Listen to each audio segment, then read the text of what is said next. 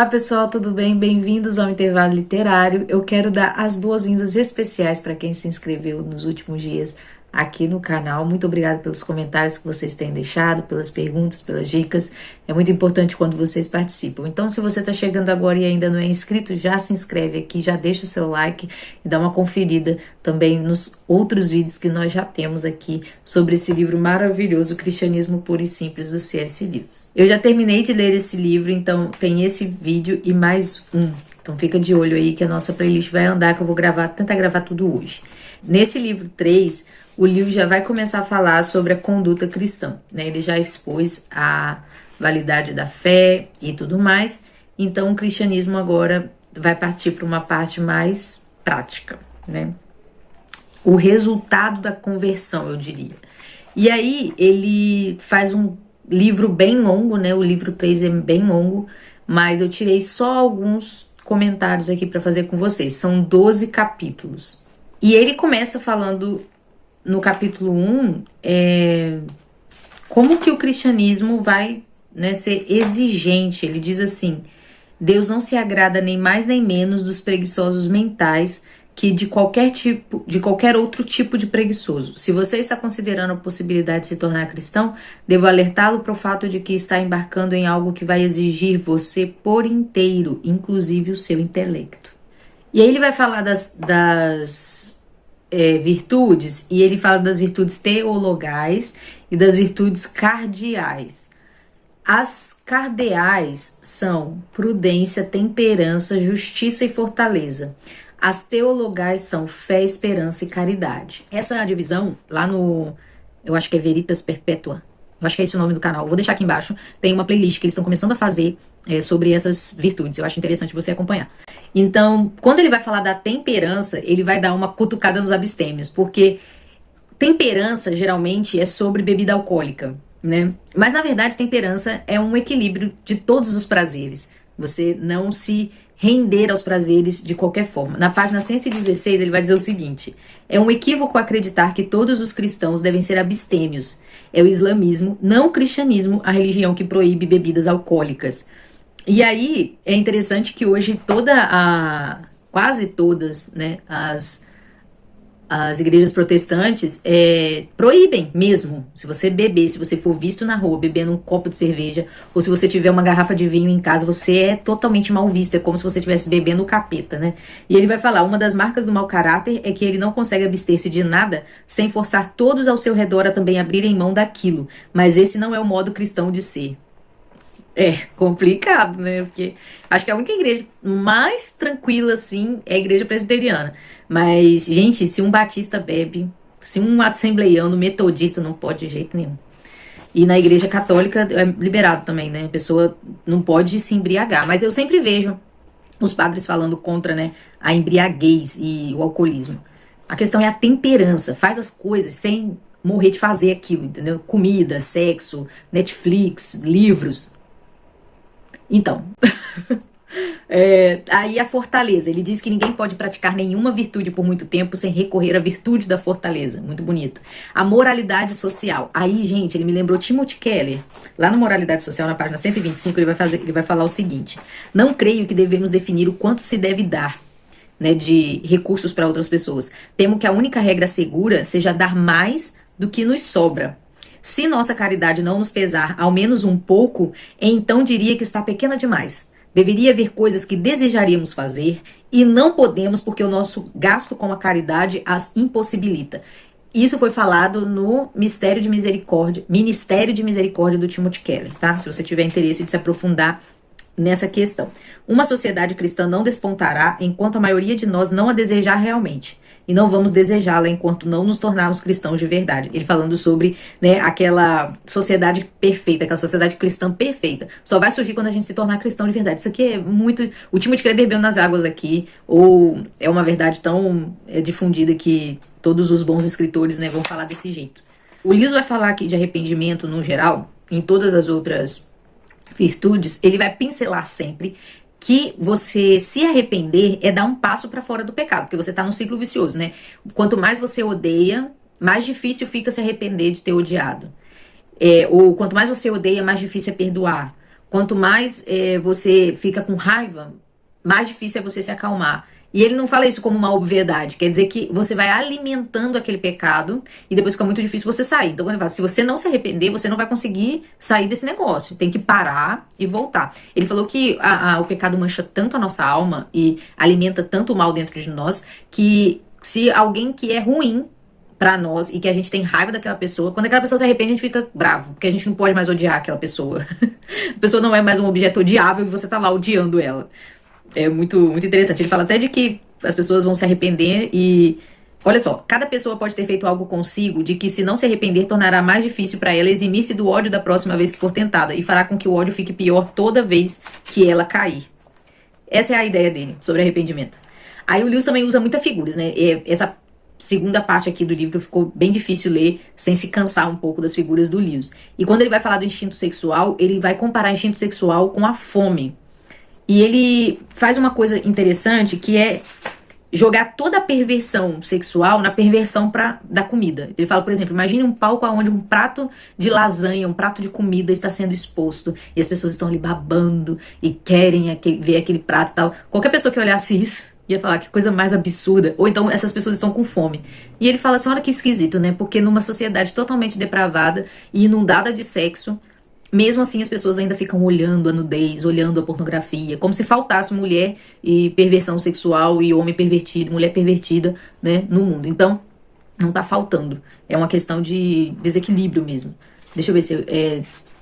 a página 138. Tivemos de ouvir até cansar que o desejo sexual não difere de nenhum outro desejo natural, e que se ao menos abandonarmos a tola e velha ideia vitoriana de abafar o assunto, tudo neste jardim será maravilhoso, mas isso não é verdade.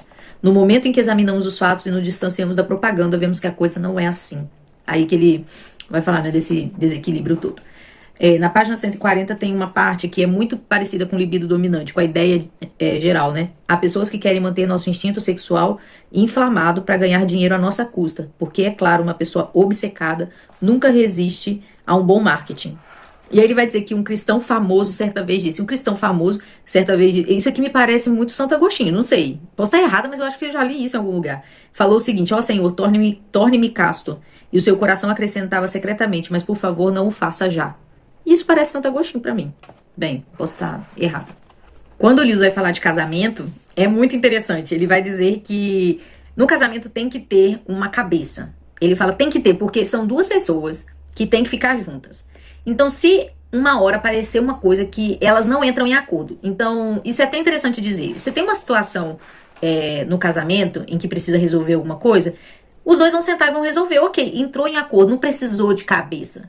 Agora, quando começa um problema que não tem solução, que a mulher não concorda com o homem não consegue convencer a mulher não consegue convencer o homem, e aquela situação tem que ser resolvida, quem que vai tomar a frente disso? Tem que ser o homem. Aí, ok, tem que ter uma cabeça, ele resolveu esse problema. Mas por que tem que ser o homem? E aí ele vai falar que a mulher, ela é muito partidária. A mulher sempre vai defender a sua família, os seus filhos e o seu marido. Então, nos conflitos da família com a sociedade, o homem tem que ser a cabeça e tem que ser o intermediador, porque tem que defender os outros do patriotismo da sua esposa, né? E aí eu me lembrei, e ele até fala aqui o seguinte, por mais que a mulher admire o seu marido, você não diria que a pior falha dele é a tendência de não defender os direitos da família contra os vizinhos de forma tão intensa quanto você gostaria? Que ele é um pouco sossegado demais? E aqui perto de casa todo mundo sabe, né? Que tem muito barulho na minha casa. E aí eu fico muito incomodada às vezes com festas, com sons, e eu fico chateada porque tá todo mundo tentando dormir e tá aquele som super alto e tal. E a minha vontade é de ir lá e chamar a polícia, de ir na delegacia e tudo mais. E o Júnior fala, pelo amor de Deus, Bruno, eles estão na casa deles. A gente não pode fazer nada. O que a gente pode é pedir pra baixar o som e tal. Teve até uma vez que ele chegou a pedir. Mas é exatamente, eu quero ir lá e matar. E ele quer... E ele quer que a gente espere o som acabar e a gente dorme no barulho mesmo, porque cada um tá na sua casa. Então, realmente tem isso de que a mulher é muito de defender o lar e o homem tem um equilíbrio emocional para lidar com a sociedade e os espaços, né? Bem, não é todos, não são todos, mas eu gosto de pensar que existe um padrãozinho aí que Deus colocou para que a família funcione bem. Bem, vamos lá para a próxima parte. Lewis vai explicar que amar aos outros como a nós mesmos é perdoar uns aos outros. E a gente perdoa os outros como se perdoa. Então, por exemplo, eu faço algo errado, mas eu não me mato porque eu fiz algo errado. Eu fico muito chateada, mas o caminho para eu me perdoar é eu esperar e orar e lutar contra aquilo e preservar a minha vida apesar do meu erro. Então, perdoar ao outro, amar o outro é da mesma forma. Eu não preciso gostar, ser apaixonado pela pessoa, mas amar no sentido de tolerar para o arrependimento, né? E aí eu sempre me lembro daquele texto em Romanos que fala que Deus é paciente para o arrependimento. Então, se Deus é paciente para o arrependimento, eu também tenho que ser quem sou eu, né? Eu sou pecadora, eu tenho que ser paciente com os outros para o arrependimento também dos outros. Sobre o orgulho é o pecado do diabo. É o pecado que não te deixa se aproximar de Deus. O orgulhoso fica incomodado enquanto alguém tem mais poder ou fama que ele mesmo. Como Deus é sempre mais poderoso, né? Então o orgulhoso sempre vai adorar um ídolo, nunca o Deus Todo-Poderoso, mas um Deus que o serve, talvez. Né? Na página 169, ele vai dizer o seguinte: eu sempre tenho medo quando eu faço na página tal, e aí eu vou lá e falo, por que eu marquei essa página? Mas não, tá? A prova real de que você está na presença de Deus é que você ou esquece completamente de si, ou se vê como um objeto pequeno e sujo. O melhor é esquecer-se completamente de si. Essa é uma linguagem que eu tenho visto muito, mas muito mesmo, quando eu leio os santos místicos. Naquele livro Os Grandes Mestres da Vida Espiritual, que eu tô lendo do Roy Marin, fala muito sobre isso. Eles estão sempre dizendo, você ama tanto a Deus, que você se esquece de você, das suas vontades, das suas expectativas. Simplesmente você ama a Deus, ama a Deus, ama a Deus, ama a Deus. É bem interessante. Caridade não é sentimento, é obediência. Então ele vai falar, a caridade, o amor a Deus, né? O amor cristão, seja com relação a Deus, seja com relação ao ser humano, é uma questão de vontade. Se estivermos tentando fazer a sua vontade, estaremos obedecendo ao seu mandamento. Ame o Senhor, o seu Deus. Ele nos dará sentimentos de amor, se assim o desejar. Olha que interessante, você pode passar a vida inteira obedecendo a Deus, sem sentir aquela efusão apaixonada por Deus. Mas ele fala assim, quem me ama me obedece. Então você obedece, e depois esse sentimento de amor pode aparecer ou não. Esperança, o desejo da eternidade é satisfeito completamente em Deus. Aí aqui vem uma ideia bem parecida com o que o Jonas Madureira fala no Inteligência Humilhada, né? Que o homem é desejoso. E quando você deseja, né? Quando um bicho deseja comida, tem comida. Quando ele deseja água, ele tem água. Quando ele deseja sexo, tem sexo. E isso deixa ele feliz. Nós temos água, comida, sexo, diversão, dinheiro, luxo. Nós temos tudo, mas não estamos satisfeitos. Então quer dizer que aquilo que vai satisfazer o nosso desejo não é terreno. Não está na terra. Se nenhum dos meus prazeres terrenos consegue me satisfazer, isso não prova que o universo é uma fraude. Provavelmente os prazeres terrenos nunca tivessem tido a intenção de satisfazer esse desejo, de apenas despertá-lo para levá-lo à satisfação real. Bem interessante, né? Essa é a esperança fora das coisas da terra. Fé é um descanso da mente. A dúvida pode nos abater, mas até um ateu, para ser sincero, precisa ter fé de que está certa. Fé é um hábito. E aí ele vai falar de uma coisa que é muito interessante sobre as disciplinas cristãs, né? Ele vai falar, é por esse motivo que as orações diárias, as leituras religiosas e a frequência aos cultos são necessárias à vida cristã, pois temos de ser continuamente lembrados daquilo em que acreditamos. Bem, aqui a gente termina, né? Eu termino o meu comentário do terceiro livro e fica ligadinho então para o comentário da última parte desse livro, que vai ser rápido, vai ser breve, mas eu vou deixar separado pra gente poder manter a playlist organizada. E assim a gente termina o terceiro livro. Eu quero saber o que você achou. Se você... eu vou fazer uma pergunta bem específica nesse vídeo. Se você quiser responder, eu quero saber como que você define fé. Pode usar texto bíblico, pode tentar explicar o texto de Hebreus, que é o texto que todo mundo usa, né? Mas pra você, o que é fé? Tá? Porque eu quero só fazer uma pesquisa. Um abraço pra vocês, obrigado por terem paciência com as faltas de vídeos nesse YouTube aqui, nesse canal. E eu prometo, não vou prometer nada não, é assim mesmo. De vez em quando eu coloco o vídeo, de vez em quando eu não coloco. Tchau! Eu encerrei o vídeo igual uma maluca. Bem, foi esse nosso terceiro livro do Cristianismo Puro e Simples. E eu quero pedir você para se inscrever, já deixar o seu like e aguardar o próximo vídeo, que vai ser o último dessa playlist do Cristianismo Puro e Simples. Muito obrigada por acompanhar, pela paciência e até mais.